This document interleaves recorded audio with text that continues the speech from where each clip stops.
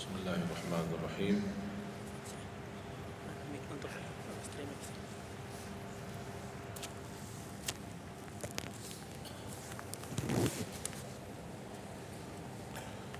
Assalamualaikum warahmatullahi wabarakatuh. Alhamdulillahi rabbil alamin. Asyhadu an la ilaha illallah wahdahu la syarika lah. ولي الصالحين وأشهد أن سيدنا ونبينا محمدا عبده ورسوله الصادق الأمين. اللهم صل وسلم وبارك على سيدنا محمد وعلى آله وصحبه ومن تبعهم بإحسان إلى يوم الدين. سبحانك لا علم لنا إلا ما علمتنا إنك أنت العليم الحكيم. Para hadirin kaum muslimin muslimat, mukminin mukminat, semoga senantiasa dimuliakan dan diberkahi Allah Subhanahu wa taala. Dalam kesempatan yang singkat ini, saya ingin mengingatkan beberapa amalan. Menurut saya amalan ini rata-rata sudah ditahu oleh orang dan hafal. Tapi cukup banyak yang melalaikan, tidak menyadari amalan yang sederhana ini dianugerahkan oleh Allah dengan pahala yang amat-amat besar. Yang pertama, bacaan Al-Quran. Banyak orang yang malas membaca karena tidak bisa baca, atau alasan tidak mengerti artinya. Daripada saya baca tak faham artinya, mendingan tak usah baca. Itu bisikan syaitan. Yang membisiki seperti ini adalah syaitan. Buat apa kamu baca? Kan kamu tak faham. Mendingan tak usah baca, supaya kita meninggalkan bacaan Al-Quran. Sedangkan dijanjikan oleh Allah Subhanahu wa taala dan juga Rasulullah sallallahu alaihi wasallam, setiap satu huruf 10 kebaikan. Bukan setiap amal. Semua hitungannya dengan amal. Salat 5 waktu dapat pahala 50. Salat duha dapat pahalanya. Salat qiyamul lail ada pahalanya. Sunnah fajar sebelum azan, sudah azan sebelum salat, itu pahalanya sama dengan dunia dan seisinya. Seluas dunia dan seisi. Ini sunnahnya. Kira-kira gimana yang wajib? Rasulullah SAW bersabda di hadis yang sahih, la aqulu alif lam mim harf, walakin alifun harf wa lamun harf wa mimun harf. Alif lam mim bukan satu huruf, tapi alif satu huruf, lam satu huruf, mim satu huruf. Cuba kalau kita baca setiap hari satu halaman aja, berapa kita mendapatkan nilai pahala? Hitung, silakan. Bawa kalkulatornya dan hitung sendiri. Tak ada yang sia-sia di sisi Allah. Membaca Al-Quran walaupun tidak memahami isinya, tetap terhitung setiap satu huruf 10 kebaikan. Berarti anda tidak sia-sia membaca Al-Quran walaupun tidak faham. Ada orang membaca tapi berbata-bata. Dia merasa salah bacaannya, keliru. Dia sudah berusaha belajar tapi itu kemampuannya. Didatangi syaitan, dibisikin, salah mulu bacaan kamu. Tak benar bacaan kamu. Waqaf tidak ada benar, panjang pendeknya tak benar, apalagi hukum tajwid tak benar. Bisa keliru, bisa dosa. Astagfirullah, dosa ya. Udah, terima kasih syaitan. Malah dia terima kasih lagi sama syaitan. Dibisikin, didengarin, diterima, langsung dia rubah, tidak baca. Alasannya takut dosa. Padahal ada berita gembira dari Rasulullah SAW, al-mahiru bil-Qur'ani ma'as safaratil kiramil barara. Yang mahir dalam membaca Al-Quran, nanti di hari kiamat dia bersama malaikat safara kiram barara. Terus ya Rasulullah, gimana keadaan yang berbata-bata itu? Gimana? Walladhi yatata'ta'u fi wa huwa alaihi syaq lahu ajran. Barang siapa yang membaca tapi masih berbata-bata dalam bacaannya, bukan dosa, justru 2 pahala. 1, karena dia mau baca Al-Quran. 2, karena ada berbata-bata, kesulitan dalam membaca. Allah menghargai kesulitan, Allah berikan pahala. Berarti tidak ada rugi sama Al-Quran. Semenjak saya mengambil keputusan tidak memegang HP, saya sadari betapa banyak kita rugi berjam-jam, berhari-hari, berminggu-minggu, bahkan bertahun-tahun kita jauh dari Al-Quran. Aku heran ketika mendengar ada orang yang bisa lewat 1 bulan tapi tidak khatam Al-Quran. 1 bulan, 30 hari, berarti minimal setiap hari 1 juz. Dikali 30 hari 30 juz. Ada orang 1 tahun dah khatam-khatam. Syukur kalau khatam di bulan suci Ramadan 1 kali. Habis Ramadan dia tutup Al-Quran. Mohon maaf, ketemu lagi di tahun depan pas Ramadan lagi. Ini keadaan kita. Makanya orang berkata, negeri kita bermasalah terus, negeri kita politiknya begini, negeri kita selalu ada ini. Perbuatan tangan kita. Di mana kita jauh hubungan kita sama Allah, Allah hantarkan musibah sampai kita sadar memperbaiki hubungan kita sama Allah. Salatnya, Qur'annya, ibadahnya, itu kunci memudahkan dan mengatasi semua masalah. Silahkan rubahkan pemimpinnya berkali-kali, rubahkan aturan negaranya berkali-kali, tidak akan bisa terjadi kebaikan kecuali hubungan kita dari Allah Subhanahu wa taala. Semakin baik hubungan kita, semakin dekat Allah yang urus. Tapi kalau kita mengurus sendiri dan kita jauh dari Allah, ya silakan. Kata Allah, silahkan. Wakaltuhu ila nafsi. Aku tinggalkan dia untuk dirinya sendiri. Dan siapa kira-kira yang bisa mengurusi dirinya kalau bukan pertolongan Allah SWT?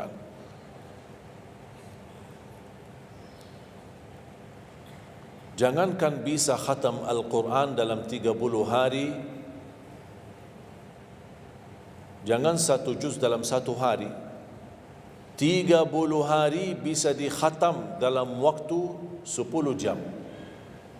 Saya pernah tes, menghitungkan waktu, bawa alarm, membaca dari subuh sampai zuhur. Tiba waktu zuhur, saya stop alarmnya, saya lanjut lagi habis zuhur. Sampai asar, lanjut lagi habis asar, lanjut sampai maghrib.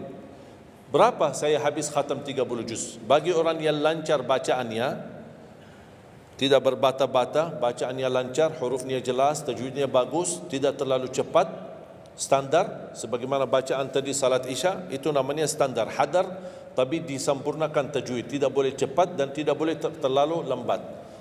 10 jam mampu khatam 30 juz.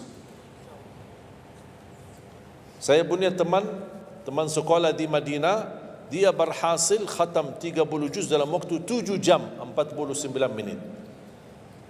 Makanya aku heran kalau ada orang berkata 1 bulan, ya mana bisa ya? Tahu enggak ya apa yang membuat masalah kita kenapa tidak bisa khatam Al-Quran? Karena suka lihat halaman belakang. Begitu buka baru mulai Al-Baqarah, Alif Lam Mim Dzalikal, buka terus halamannya. Sambil baca kita buka 600 sekian, kapan habisnya? Hudan lil muttaqin, sadaqallahul azim. Sudah langsung sadaqah karena sudah merasa berat. Dia menghitung halaman belakang sedangkan dia baru aja mulai 1 ayat. Dia langsung sadaqallahul azim. Syaitan tidak mungkin dan tidak senang melihat kita sering membaca Al-Quran. Kalau orang dulu susah baca Al-Quran wajar, karena susah menemukan Quran. Zaman sahabat cari kulit unta untuk tuliskan ayat yang Allah turunkan. Ada potongan ayat di Sayyidina Utsman, ada potongan ayat di Sayyidina Abu Bakar, ada potongan ayat di sana sini. Coba kumpulkan, susah.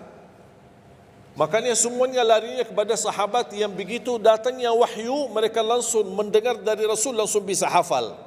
Seperti Sayyidina Ubay bin Ka'ab radhiyallahu an, Zaid bin Thabit radhiyallahu an, Anas bin Malik radhiyallahu an, Uthman bin Affan. Jadi mereka datangin para penghafal Quran. Tidak ada mushaf, tidak ada Quran. Dah ada HP bisa download Al-Quran 30 juz. Gimana? Tapi mereka tidak pernah tinggalkan Al-Quran. Bahkan ada di antara sahabat yang setiap malam tahajudnya khatam 30 juz dalam satu tahajud. Cuba bayangkan, kira-kira alasan kita apa? Quran sudah di mana-mana, dalam segala terjemahan, warna-warni, tajwid, semua ada. Yang bagus, yang besar. Maaf, mata saya ada yang besar, ada segede meja ini, ada. Susah menemukan, alhamdulillah HP bisa sekarang isinya 30 juz, bisa dibawa kemana-mana, tidak usah pusing mencari Al-Quran. Semua kemudahan, semestinya kita mampu mengalahkan sahabat Rasul. Karena kita semua fasilitas ada. Apa yang kita mau bilang sama Allah? Ada seorang, mungkin Bapak Ibu pernah nonton di acara Hafiz Indonesia, namanya Kaila, buta. Dia setiap hari, saya tanya, kamu berapa murajaah bacaan Quran setiap hari? 5-7 juz. Buta, 5-7 juz. Saya kaget, tak panyakan, kan kasihan kamu. Dan kebetulan kamu sudah punya uzur, kamu dah baca Al-Quran sama sekali, ana yakin Allah maafkan. Buta, dah bisa. Tahu enggak jawabannya apa? Saya malu sama Allah menjadikan buta saya alasan tidak baca Quran. Ini anak usia 7 tahun. Malu sama Allah menjadikan buta, padahal ini ujian. Butanya dari Allah, bukan dari dirinya. Tapi dia malu menjadikan buta itu alasan tidak baca Quran. Pertanyaan saya, alasan antum apa? Apa alasan? Sibuk. Belum ada waktu. Ya, saya maklum, belum ada waktu. Memang dunia ini bikin stres, makanya tidak ada waktu. Saya nasihatkan mulai hari ini, jangan kasih Al-Quran sisa waktumu. Dalam istilah, kalau ada sisa waktu, insya Allah saya baca Quran. Kalau itu niatnya, tidak bakalan. Tapi tolong utamakan Al-Quran dalam sehari-harimu. Minimal mulai harimu baca Quran, tutupi harimu baca Quran. Jangan tunggu sisa waktu. Wallahi Al-Quran keberkahannya luar biasa. Kesumbuhan, petunjuk, keberkahannya menjaminkan ke surga, selamat siksa neraka, selamat dari siksa kubur. Banyak anugerah. Sayang.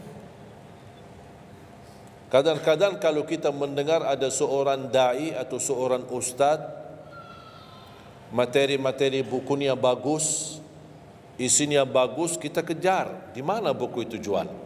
Kita cari informasi, di mana buku itu jual? Ini tulisan manusia. Kita kagumi, kita banggakan, kita suka dan kita ikuti, bahkan kita kejar di mana-mana. Al-Quran kalamullah. Masa kalam manusia lebih mulia di hati kita daripada kalamullah? Silahkan, boleh kagumi apa penyampaian ustaz, da'i, tapi jangan melebihi apa kata Allah. Jangan kita terharu ketika mendengar seorang berceramah, tapi berkali-kali kita simak ayat suci Al-Quran tidak pernah meneteskan air mata, seperti mendengar surat kabar atau koran. Masalah. Ternyata ucapan manusia lebih menyentuh hati. Padahal kata Allah, kalau Al-Quran diturunkan di atas gunung bisa hancur jadi tanah basir. Kembali lagi, jangan lewat satu hari belum baca Quran. Tidak bisa baca, masih bisa simak, dengar. Setelkan murattal dari HP-mu. Manfaatkan kondisi macet di Jakarta. Manfaatkan, lagi naik motor, Taruh apa ruginya? Ruginya apa? Simpan handsfree di telinga, ya sambil bawa motor. Dengarin ayat suci Al-Quran. Nikmat, berkah, dalam lindungan Allah, disertai malaikat. Apa ruginya? 1 jam di dalam perjalanan, tidak ada rugi. Terhitung memang umur kita, tapi sudah diisi mendengar Al-Quran. Juga banyak waktu. Nikmat.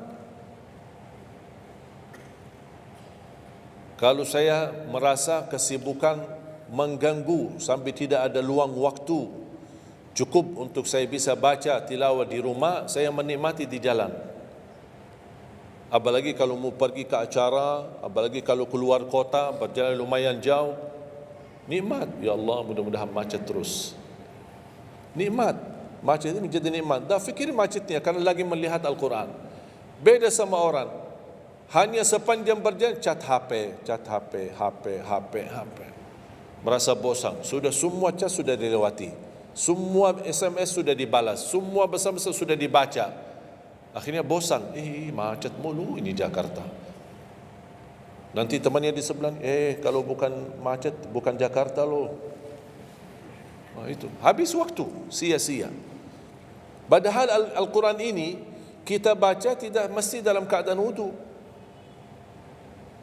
Apalagi kita dalam perjalanan, kita naik motor atau naik mobil, kita bisa dengan handphone kita, HP kita. Ada orang terus, gimana saya membawa Al-Quran terus saya tidak berwudu? Kan kamu menyentuh HP, bukan menyentuh Al-Quran. Bersentuhan dengan HP. Jadi saya harap, sekali lagi mohon dengan sangat, kalau boleh terima permohonan saya, tolong tinggikan perhatianmu kepada Al-Quran. Ingin berkah rezeki, berkah umur, sihat wal afiat, bahagia selamat dunia akhirat, tolong perhatikan Al-Quran. Semakin banyak perhatian kamu kepada Al-Quran, semakin banyak perhatian Allah kepadamu. Terserah kamu milih. Mau dapat perhatian dari Allah cuma 1 jam, ya udah 1 jam aja baca Quran. Mau perhatian dari Allah selalu, sudah selalu bersama Al-Quran. Karena ini Al-Quran kalamullah, bukan makhluk, bukan diciptakan, diturunkan. Kalamullah, ucapan Allah Subhanahu wa taala. Masa kita tidak tertarik? Cukup karena ini kalamullah, itu sudah cukup membuat kita tertarik. Masa kalam manusia lebih kita tertarik daripada kalamullah? Belum apalagi dijanjikan setiap satu huruf 10 kebaikan.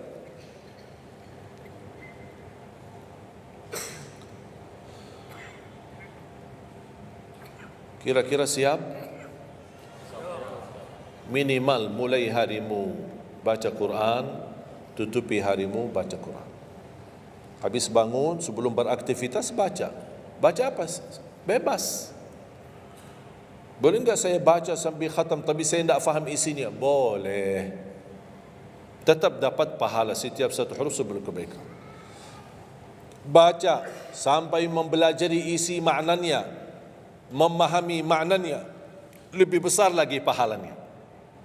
Membaca, memahami, menhayati lagi, lebih besar lagi pahalanya. Membaca, memahami, menhayati, menamalkan, lebih besar lagi. Kalau tidak bisa meraih semua pahala itu, ya paling minimal pahala bacaan. Kalau saya tidak dapat meraih pahala menhayati, pahala memahami, pahala menamalkan, apalagi saya orang awam tidak begitu mengerti apa yang semestinya saya amalkan, la yukallifullahu nafsan illa wus'aha. Amalkan sesuai kemampuan. Ada pelajaran ayat yang dibacakan tadi, kita bisa ambil maknanya, kita mengambil kesimpulannya. Jangan kita menjadi seperti golongan yang datang hari kiamat malah minta tolong diselamatkan oleh Allah dari neraka. Kalau di hari kiamat tidak bisa saling menolong, tidak bisa. Sekarang kita masih bisa saling membantu dan saling menolong. Dan di antaranya menolong diri sendiri. Jangan menunggu di hari kiamat. Jangan kita bisa menolong, tolong menolong. Di hari kiamat orang tua tidak bisa menolong anaknya. Anaknya pun larikan diri daripada orang tua. Tidak ada yang mau kenal. Coba baca akhir surat Abasa. Yauma yafirrul mar'u min akhi. Di hari itu kakak adik melarikan dirinya dari saudaranya. Wa ummihi wa abi, melarikan diri pada bapaknya dan ibunya. Biasanya kalau kita ketemu orang tua kita senang bertemu, mohon doanya, apalagi yang orang-orang yang tinggi berbakti baik sama orang tuanya. Kalau di hari kiamat mau sendiri-sendiri. Jangan kita yang melarikan diri sendiri. Para nabi dan rasul semuanya doanya salim salim, ya Allah selamatkan, ya Allah selamatkan. Ini nabi, kira-kira kita gimana? Yauma yafirrul mar'u min akhihi wa ummihi wa abihi wa sahibatihi wa bani. Sampai dari istrinya pun dia melarikan diri. Mohon maaf, sendiri-sendiri. Saya tidak bisa tolong kamu. Jangankan kita sama istri kita atau sama anak-anak kita. Rasulullah sallallahu alaihi wasallam pernah berkata sama Siti Fatimah, anaknya Nabi Muhammad, ittaqillah fa inni wallahi la ughni anki min Allahi syai'a. Hei anakku Fatimah, bertakwalah kepada Allah, karena aku tidak bisa membantu kamu nanti di kemudian hari. Sendiri-sendiri, salim salim, selamatkan ya Allah. Ini kesempatan.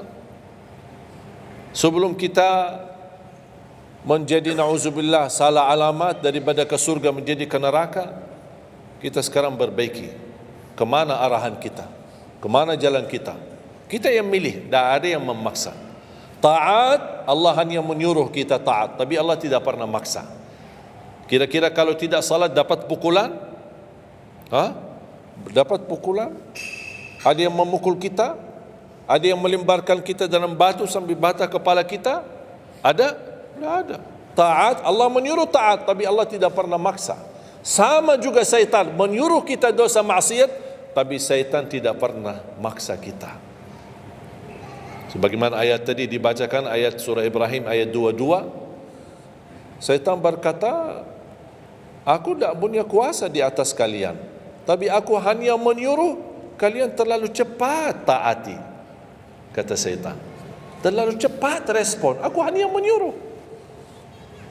Da'autukum fastajabtum li. Makanya sekarang jangan melialahkan, saya tidak bisa bantu kalian dan kalian pun tidak bisa bantu aku. Kita dua-duanya dijerumuskan dalam neraka, na'udzubillah min dzalik. Oleh karena itu jemaah sekalian, kesempatan, mumpun masih kita umur, masih punya kesehatan, manfaatkan. Karena akan datang satu saat, sekarang bukan masalah umur, masalah sehat. Tiba-tiba bisa sakit, virus di mana-mana. Kemarin saya punya saudara saya baik-baik aja, tidur bangun sakit, sampai matanya, mukanya macam sakit. Tiba-tiba tak bisa berbicara baik-baik, tak bisa baca Al-Quran dengan baik, tak bisa salat dengan baik. Ini kan mengganggu. Makanya Rasul mengingatkan, ketika anda sehat dan masih punya umur, jangan sia-siakan, karena akan datang satu saat anda tidak sehat dan tidak bisa maksimal ibadah. Selama anda masih bisa dan mampu maksimal ibadah, manfaatkan, jangan dirugikan. Akan datang satu saat anda tidak bisa. Saat anda berdiri, manfaatkan salatmu saat berdiri. Besok akan datang satu saat anda tidak bisa berdiri. Bahkan ada orang yang ingin sekali sujud, tapi dia bisa karena sakit lutut. Dia tidak bisa lipatkan kakinya, tidak bisa sujud. Betapa banyak orang yang merugi ketika dia sehat, dia tidak memanfaatkan dan menikmati ibadahnya. Yang kedua, doa azan. Setiap hari kita mendengar azan 5 kali. Sayang sekali banyak yang sibuk dengan handphonenya. Azan ini panggilan Allah.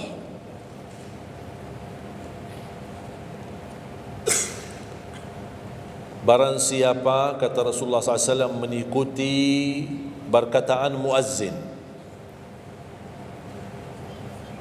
Artinya muazzin mengucapkan Allahu Akbar, kita ucap Allahu Akbar. Asyhadu an la ilaha illallah, asyhadu an la ilaha illallah, asyhadu anna Muhammadar Rasulullah, asyhadu anna Muhammadar Rasulullah. Habis wa asyhadu anna Muhammadar Rasulullah, kita berkata wa ana asyhadu an la ilaha illallah wahdahu la syarika lah wa anna Muhammadan abduhu wa rasuluh. Raditu billahi rabba wa bi Muhammadin nabiyya wa bil islami dina. Sebagaimana diriwayatkan Imam Muslim.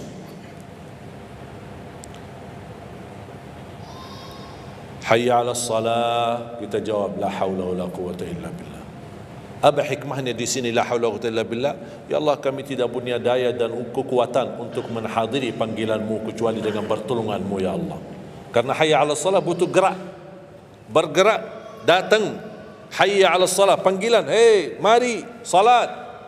Ya Allah, la haula wala quwwata illa billah. Ya Allah, kami tidak punya kemampuan menghadapi godaan dunia, menghadapi hawa nafsunya, menghadapi malas kecuali dengan kekuatan-Mu ya Allah. La haula wala quwwata illa billah. Meraih kemenangan, meraih kemuliaan, hayya 'alal falah. Ya Allah, kami tidak mampu meraih kemuliaan itu kecuali dengan kekuatan dan izin-Mu ya Allah. Allahu Akbar, kita ucapkan Allahu Akbar. La ilaha illallah, kita ucapkan la ilaha illallah. Habis itu apa? Apa kata Rasulullah SAW di hadis yang diriwayatkan Imam Bukhari? Thumma salla alayya, selepas itu dia bersalawat kepada Nabi Muhammad. Allahumma salli ala Muhammadin wa ala ali Muhammad. Bagi Sayyiduna boleh, tidak bagi Sayyiduna boleh. Selepas itu doa, Allahumma rabb hadhihi ad-da'wati at-tammah was-salati al-qa'imah ati Muhammadan al-wasilata wal-fadilah wab'athhu maqaman mahmudan alladhi wa'adta. Ini ucapan yang saya sampaikan di Sahih Bukhari.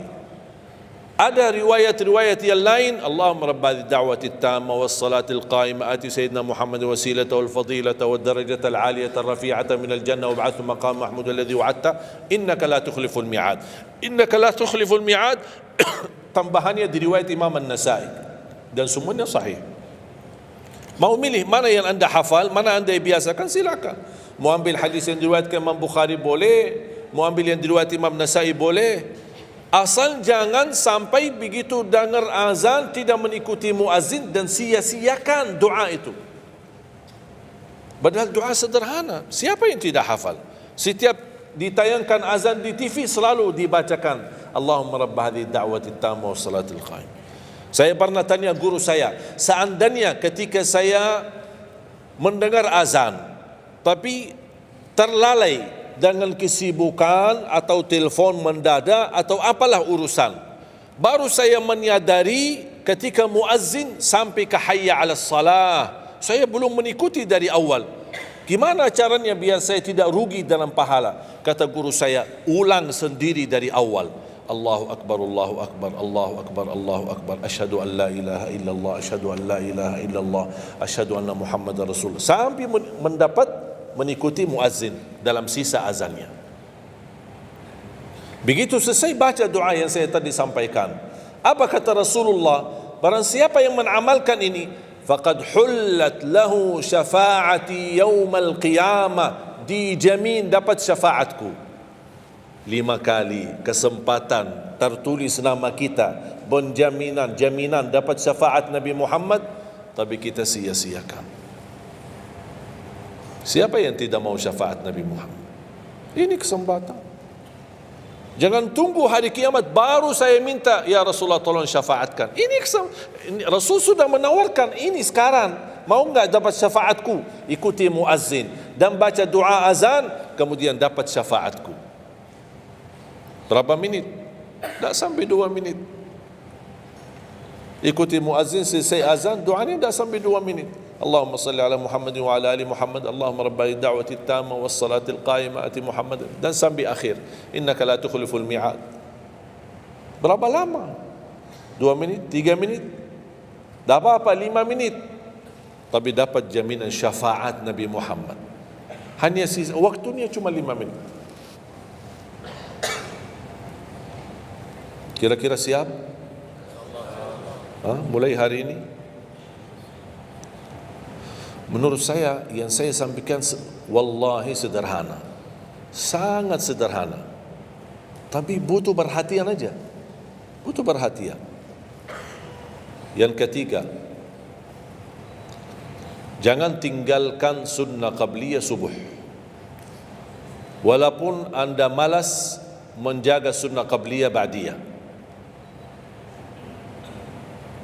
Kalau anda merasa diri malas, banyak kan ada sunnah qabliyah ba'diyah. Kan ada sunnah qabliyah zuhur, ba'diyah zuhur, ada qabliyah ba'diyah maghrib, ba'diyah isya, qabliyah subuh. Kalau anda merasa malas melaksanakan sunnah-sunnah, minimal jangan tinggalkan sunnah subuh. Pahalanya lebih besar daripada dunia dan seisinya. Walaupun anda telat bangun, sudah kesiangan, tetap wajib ambil air wudu, laksanakan sunnahnya baru salat subuhnya. Walaupun anda bangun jam 11 siang, tetap banyak orang karena ketiduran dan terlewat waktunya, dia tidak salat subuh. Terus ini hutang, wajib bayar, dan tidak bisa besok ganti subuh 2 kali. Tidak ada di dalam agama. Subuh, ya udah, ya Allah, nawaitu salat subuh yang kemarin karena saya ketiduran lillahi ta'ala. Udah bisa. Apa kata ini? Bukan, mohon maaf, ini bukan kata saya supaya orang jangan ini pendapat baru. Bukan kata saya, tapi kata Rasulullah SAW. Bukan kata Majlis Ulama Indonesia, bukan kata saya, bukan kata siapa-siapa. Kata Rasulullah sallallahu alaihi wasallam di hadis yang sahih, "Man nama an salatin aw nasiyaha falyusalliha mata dzakaraha, la kaffarata laha illa dzalik." Ya Allah, terima kasih ya Rasulullah. Sepertinya Rasul sudah diberitahu umatnya bakal ketiduran banyak dari salat. Makanya sudah diberikan solusi. Seandainya ketiduran, ini juga kata Rasulullah, man nama an salatin, silahkan nanti anda pas pulang buka di Google, biar lihat sanad hadisnya ini. Oh, Syekh Ali kau bawain hadis yang dah benar ini. Silahkan. Tahu, kenal enggak Syekh Google? Syekh Google kenal? InsyaAllah semua ilmu dia tahu. Tinggal masukin aja. Barang siapa yang ketiduran dari salat, hadis. Terus klik, dia keluar. Semua dasarnya apa dijelaskan. Semua. Mau bahasa Arab ada, mau bahasa Indonesia ada, mau bahasa Inggris pun ada. Syekh Google hebat. Man nama an salatin aw nasiyaha falyusalliha mata dzakaraha la kafarata lahu illa dzalik. Barang siapa yang ketiduran, coba ketiduran. Tidur menurut ulama dianggap uzur. Pernah istri saya ketika saya keluar kota, dia hubungi dan dia bangun kesiangan, kira-kira jam 8. Dia telepon dan nangis. Kenapa nangis? Sakit? Enggak, ketiduran tadi subuh. Ya udah, ambil air wudu, salat subuh. Rasulullah aja pernah ketiduran dari salat subuh. Yang tidak boleh, jangan terlalu sering. Kalau sekali-kali karena sakit, terlalu lelah, capek, Allah maklumlah kita manusia lemah. Tapi jangan setiap hari ketiduran. Ya Allah, maaf ketiduran ya. Kira-kira di jam kantor, kalau setiap hari kita telat, alasannya, ya maaf bos, ketiduran. Besok lagi alasan yang sama, maaf ketiduran. Besok lagi alasan yang sama. Kira-kira gimana? Dipecat enggak? Dipecat. Malu kita, sama manusia aja tidak berani kita dengan alasan yang sama, kita selalu itu aja. Masa sama Allah kita berani? Sekali-kali boleh uzur, capek, sakit, sekali-kali, tapi jangan terlalu sering. Ketika kita bangun jam berapapun wajib laksanakan, karena kata Rasulullah tidak ada kafarah yang lain, tidak ada kata ganti dengan uang atau ganti dengan sedekah atau ganti dengan, tidak bisa. Tunaikan. Falyusalliha, kata Rasulullah, falyusalliha, segerakan salat itu jam berapapun, walaupun kesiangan.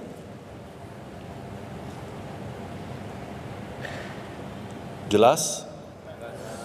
Seringnya ketiduran ya? Saya juga berapa kali ketiduran. Bukan berarti saya tidak pernah ketiduran, berapa kali.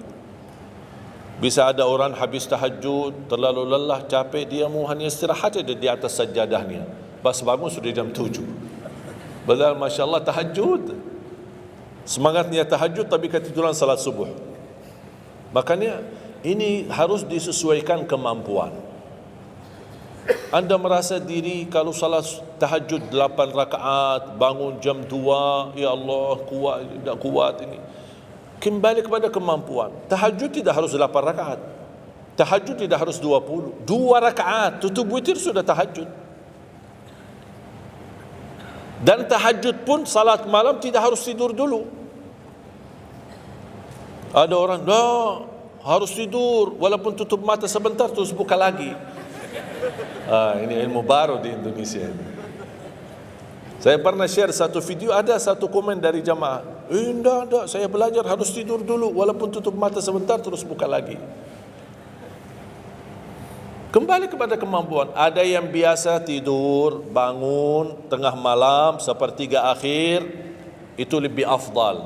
Tapi ada yang tahu dirinya, kalau saya tidur mana bisa bangun. Udah, mendingan daripada tidak ada tahajud malam itu, mendingan kita salat. Dan ini bukan kata saya, dan bukan kata ulama, tapi kata Rasulullah sallallahu alaihi wasallam. Sebagaimana di hadis yang sahih kata Abu Hurairah radhiyallahu an, pernah Rasulullah menwasiatkan aku jaga witir sebelum tidur. Berarti Rasul mengizinkan kita melaksanakan ibadah salat malam, di antaranya witir sebelum tidur. Umar bin Khattab radhiyallahu anhu punya kebiasaan witir sebelum tidur. Ditanya, kenapa witir sebelum tidur? Dia kata, saya takut meninggal dunia dalam keadaan tidur, belum tertulis nama saya sebagai ahli witir.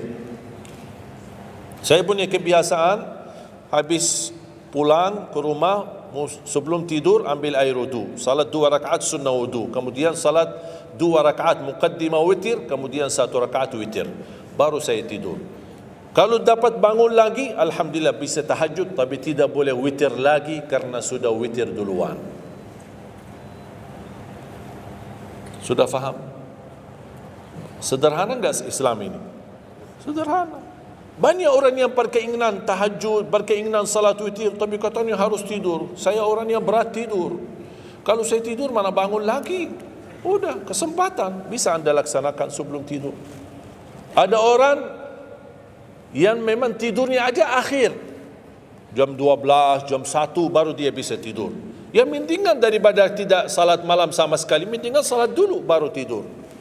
Dapat bangun alhamdulillah, tidak dapat bangun sudah tertulis namamu sudah salat, sudah ahli witir.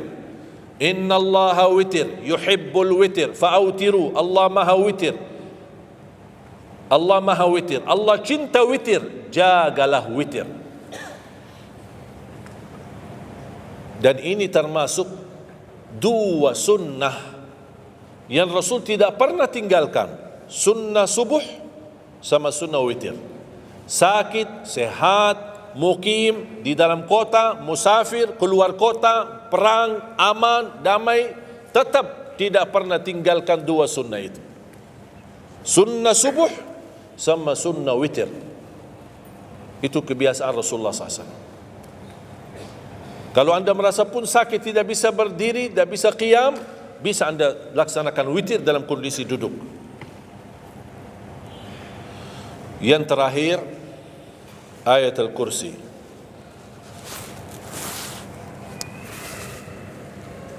Jangan tinggalkan ayat al-kursi lepas salat.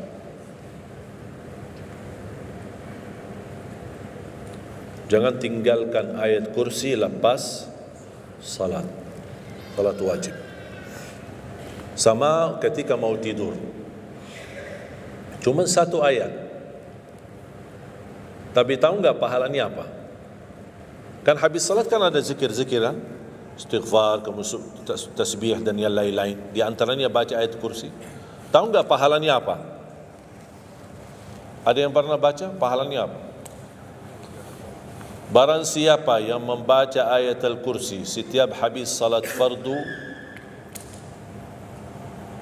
laisa bainahu wa bainal jannati illa an yamut. Tidak ada sesuatu yang mampu menghalanginya masuk surga kecuali menunggu mati. Cuma baca ayat kursi. Dan ketika mau tidur, lagi buru-buru, ada meeting, ada rapat, ada urusan mendadak, habis salat, astaghfirullah, astaghfirullah, astaghfirullah, Allahumma antas salam wa minkas salam, sampai selesai, langsung baca ayat kursi. Terus subhanallah itu yang lain-lain gimana? Tak apa-apa, sambil jalan. Naik motor, subhanallah, subhanallah, subhanallah, subhanallah, sambil jalan. Subhanallah ada riwayat 33, ada riwayat 25, ada riwayat 10, minimal 10. Subhanallah 10 kali, alhamdulillah 10 kali, Allahu Akbar 10 kali. Itu yang paling sederhana. Saya bagikan ini, biasanya kalau saya isi di kementerian atau di pejabat, saya kasih zikir-zikir begitu. Pak, subhanallah cuma 10 kali. Biasanya kita tahu 33. Lah, ini khusus buat pejabat. Yang penting zikir, supaya jangan tinggalkan. Zikir. Banyak orang sibuk, mendadak ada urusan, udah zikir. Subhanallah cuma 10 kali. Subhanallah 10 kali, alhamdulillah 10 kali, Allahu Akbar 10 kali. Itu paling cepat. Subhanallah. Ternyata di dalam agama ada yang juga hemat. Hemat sederhana tapi pahalanya tetap besar. Dia dikurangin. Tidak ada pahala yang hemat. Semuanya pahala sempurna. Semuanya pahala agung. Sempurna dan luar biasa dahsyat balasan Allah Subhanahu wa taala. Makanya jangan disia-siakan. Yang sederhana ini, makanya saya buat buku 20 amalan ringan tapi pahalanya sangat menakjubkan. Karena selama saya di Indonesia, saya sudah tahu prinsip orang Indonesia. Orang Indonesia tidak suka yang ribet-ribet. Yang ribet-ribet tidak suka. Yang susah-susah tidak suka. Orang Indonesia mau mudah yang ingat, mudah dihafal, mudah diamalkan dan masuk surga. Itu orang Indonesia. Ya, jadi yang susah-susah, iya, gimana ini suruh baca 1000 kali? Iya, mana ada waktu 1000 kali? Baca ada sudah 100 kali, udah ngantuk. Saya kasih yang sederhana. Kenapa saya kasih? Karena kemampuan beda-beda. Ada yang tekadnya tinggi, kemampuannya luar biasa dahsyat, bisa ribuan kali dia berzikir, ya silakan. Tidak ada yang melarang kita berzikir, bebas, berapapun.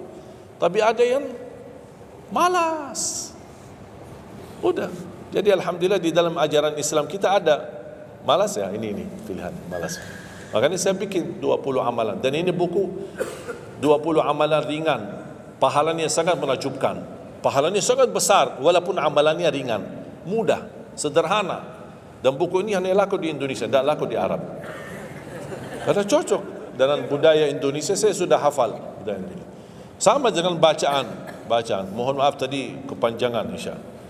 Pas begitu saya ingat merindukan kota Madinah, suasana Madinah. Pas di rakaat yang kedua, ya Allah, ini saya di Indonesia ini. Makanya saya tidak jadi panjang rakaat kedua, biar lebih cepat. Karena memang budaya ini tidak bisa panjang-panjang, lama-lama tidak bisa.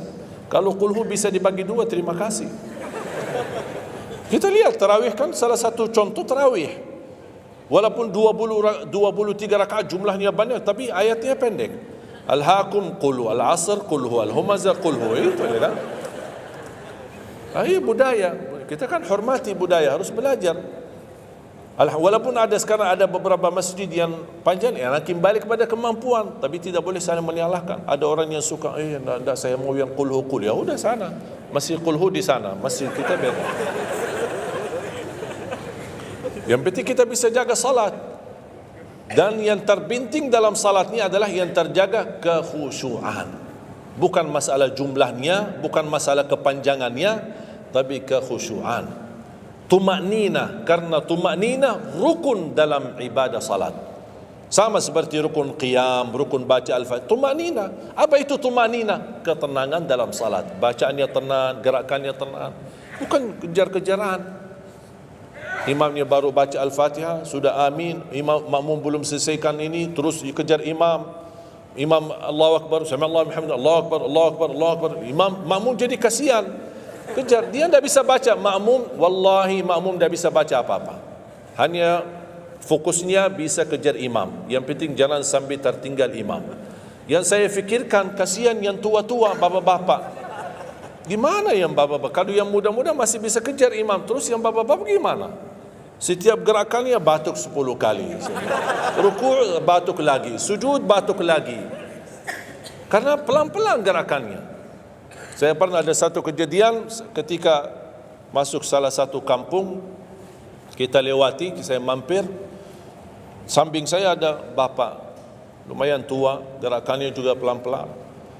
Yang saya kasihan, Imam Allahu Akbar. Saya suka pas ketika takbir. Allah. Bismillahirrahmanirrahim. Alhamdulillahirrahmanirrahim. Astagfirullahaladzim, saya kaget. Barusan enak, takbirnya enak kok. Bacaannya kenapa enggak? Ini pelan-pelan aja. Santai aja, santai. Walaupun baca satu ayat dua enggak, bukan masalah berapa banyak bacaannya. Yang penting kekhusyuan, tumakninah, karena rukun tumakninah. Allahu Akbar, sami Allahu hamdah. Saya lihat bapak ini yang sebelah saya. Saya masih bisa kejar imam. Bapak ini enggak kejar-kejar. Imam sudah rukuk, bapak belum rukuk. Begitu imam sami Allahu hamdah, bapak enggak jadi rukuk, dia ikut sami Allahu hamdah. Astaghfirullahalazim. Bas sujud, kita sudah sujud 2 kali. Bapak kan pelan-pelan sambil batuk. Terus dia turun sujud. Pas dalam kondisi sujud, kita sudah berdiri, bapak kan baru dia turun. Dia berdiri lagi. Astaghfirullahaladzim. Pas di rakaat yang kedua, saya megang tangannya, Pak, kita pulang aja deh. Biar bapak salat di rumah. Kasihan bapak tidak bisa salat, tidak bisa rukuk, tidak bisa sujud, tidak bisa apa-apa. Makanya tumakninah bukan wajib, bukan sunnah, tapi rukun dalam salat, dan tidak sah. Walaupun salat sunnah, tidak sah salatnya seorang kalau dia tidak membawa tumakninah. Tidak sah. Disyiarkan, disharekan, diviralkan, dia bilang ada 23 rakaat 7 minit. Menurut saya tidak usah panjang lebar dibahas. Tidak sah, sudah selesai. Karena meninggalkan, sama dengan orang salat tapi tidak baca Al-Fatihah. Kira-kira sah tidak? Tidak sah. Gimana kira-kira bacaan Al-Fatihah? Oleh karena itu jemaah sekalian, mari kita sama-sama, apalagi tidak lama lagi kita menyambut bulan suci Ramadan. Saya harap kita mencintai budaya kita, mencintai negeri kita, tapi harus hal yang perlu diluruskan, harus diluruskan. Apalagi yang terkait ibadah salat, tarawih. Tidak masalah masjid 11 rakaat, ada masjid 23 rakaat, jangan ribut. Tidak masalah. Yang mau 11 silahkan, yang mau 23 silahkan. Yang penting kita bisa melaksanakan salat dengan baik.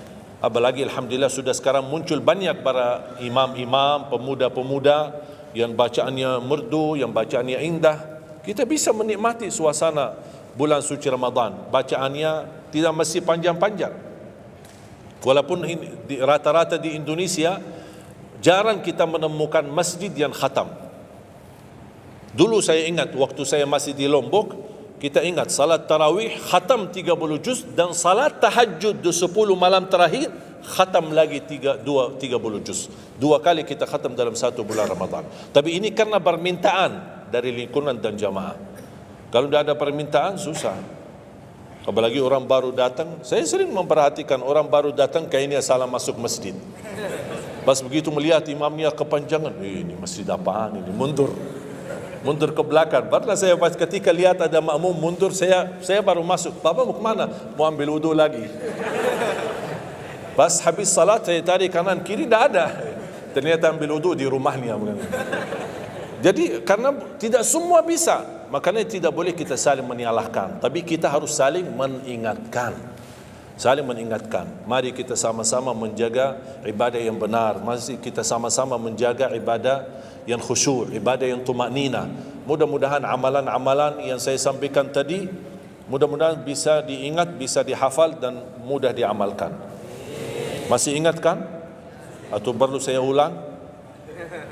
Amalan pertama, Quran. Minimal mulai harimu baca Quran, tutupi harimu baca Quran. Yang kedua, ikuti muazzin. sama juga disertai doa azan karena jaminan dapat syafaat Nabi Muhammad SAW. Yang ketiga, jangan tinggalkan qabliyah subuh sesudah azan. Walaupun anda bangun telat, melaksanakan salat subuhnya tetap didahulukan dengan salat sunnahnya. Terus yang keempat, witir. Witir, jangan lewat satu malam belum witir. Walaupun anda bisa laksanakan witir habis salat sunnah ba'diyah isya atau sebelum tidur anda di rumah bisa laksanakan witirnya. Terus yang kelima, yang keenam, ayat kursi setiap habis salat fardu. Mudah-mudahan insyaAllah amalan ini yang sederhana mudah-mudahan bisa kita jaga. Walaupun sederhana tapi saya yakin akan membantu menjadikan banyak perubahan dalam kehidupan kita. Akan bertambah keberkahan, ketenangan. Kita akan merasa jauh lebih sejuk, bahkan jauh lebih nikmat untuk kita beribadah. Baru saya ingat satu hal, sedekah. Kalau bisa, sedekah subuh. Pengalaman saya dari semua pelajaran yang saya belajari, saya menemukan sedekah semua waktu baik. Jumat, waktu majlis ilmu, habis majlis ilmu, semua sedekah itu baik. Tapi saya menemukan sedekah subuh itu yang paling baik, yang paling dahsyat, yang paling cepat terkabul hajat kita. Kenapa sedekah subuh dahsyat? Karena setiap waktu subuh Allah turunkan malaikat, tugasnya cuma satu, mendoakan orang yang berinfak di subuh hari. Tidak usah payah dan susah cari orang miskin subuh hari. Mulai malam ini anda sediakan kotak amal dalam rumahmu. Atau anda bisa pinjam seperti kota amal ini Darut Tauhid ya, ini bisa anda pinjam atau minta sama Darut Tauhid. Anda bisa simpan di rumah. Setiap habis subuh sebelum beraktivitas isi sedekah. Yang lebih dahsyat lagi, sedekah yang disertai doa. Karena wallahi terjamin doamu terkabul dengan wasilah sedekah subuh. Sakit, ya Allah, aku mohon dengan berkat sedekah ini sembuhkan penyakitku. Kalau orang tua yang sakit, doakan orang tua. Ya Allah, dengan berkat sedekah subuh ini sembuhkan orang tua saya. Mencari jodoh, mencari kerjaan, apapun masalah yang anda hadapi, masalah hutang, masalah apapun. Orang tua sudah meninggal, ya Allah aku mohon dengan berkat sedekah ini titipkan pahala sedekah ini untuk kedua orang tuaku. Apa saja, mau hafal Al-Quran, tapi kalau boleh saya usulkan satu kali sedekah fokus satu hajat. Jangan sedekahnya koin tapi doanya sambil terbit matahari. Malu sama Allah. Kelamaan doa ni, sambil malaikat tulis doa ni, kelamaan. Banyak sekali doa. Satu kali doa, satu kali hajat, satu kali sedekah. Sesuaikan. Bukan Allah tidak bisa, Allah maha bisa menolong kita. Tapi kita malu, masa kita sedekah begitu saja, tapi kita minta panjang lebar. Ya, tolong disesuaikan. Tapi rutin, wallahi dahsyat. Antum insyaAllah akan merasakan sedekah subuh, subhanallah. Setiap jamaah yang saya sampaikan, termasuk ada keluarga yang sudah lama menikah, tidak punya keturunan, saya memberikan amalan ini. Suami istri masing-masing mengamalkan, isi sedekahnya, ya Allah aku mohon dengan berkat sedekah ini karunialah kepada kami keturunan. 17 tahun mereka tidak punya keturunan. Alhamdulillah 6 bulan kemudian saya dapat berita gembira dari mereka, kabar baik, alhamdulillah istrinya positif hamil. Sedekah subuh luar biasa dahsyatnya. Sedikit tapi rutin sampai insyaAllah kita dipanggil oleh Allah, mudah-mudahan dalam keadaan husnul khatimah. Allahumma ighfir lana wa liwalidina wa li jami'il muslimina wal muslimat wal mu'minina wal mu'minat al ahya'i minhum wal amwat. Allahumma ya Allah, jadikan pertemuan ini membawa barakah bagi kami, jadikan sisa umur kami lebih baik daripada yang sudah lalu, jadikan segala perjuangan kami, sedekah kami, infak kami, amalan salih kami menjadi pahala besar di sisi-Mu ya Allah, menjadikan membawa syafaat bagi kami di hadapan-Mu hari kiamat. Akhiri hayat kami dengan husnul khatimah. Ampuni dosa kami, ampuni kedua orang tua kami. Ya Allah, aku mohon untuk semua jemaah yang hadir, selepas majlis ini masing-masing pulang sudah diampuni segala dosanya, disucikan hatinya, dibersihkan jiwanya, diselamatkan setiap langkah-langkahnya. Jadikan kami semua penghafal Al-Quran, berakhlak akhlakul Quran, menjadi ahlul Quran, pencinta Al-Quran, dan di hari kiamat mendapatkan syafaatnya Al-Quran. Birahmatika ya arhamar rahimin. Rabbana atina fid dunya hasanah wa fil akhirati hasanah wa qina adzaban nar. Wa sallallahu ala sayyidina nabiyina Muhammad wa ala alihi wa sahbihi baraka wasallam. Walhamdulillahi rabbil alamin. Akhirul kalam, subhanakallahumma bihamdika asyhadu an la ilaha illa anta astaghfiruka wa atubu ilaik. Wassalamualaikum warahmatullahi wabarakatuh.